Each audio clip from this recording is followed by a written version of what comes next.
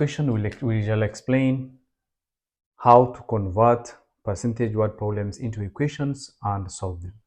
What percentage of 80 is 32? What percentage? We don't know the percentage, so we can put it x over 100. In math, of means multiplied by 80 is the same as equals to 32. Simplifying further, this is the same as 8x divided by 10 equals to 32. Multiplying both sides by 10 gives us 8x is equivalent to 32 multiplied by 10. Dividing both sides by 8 will finally give us by 8 1 by 8 4. 4 times 10 is the same as 40. So 40% of 80 will give us 32.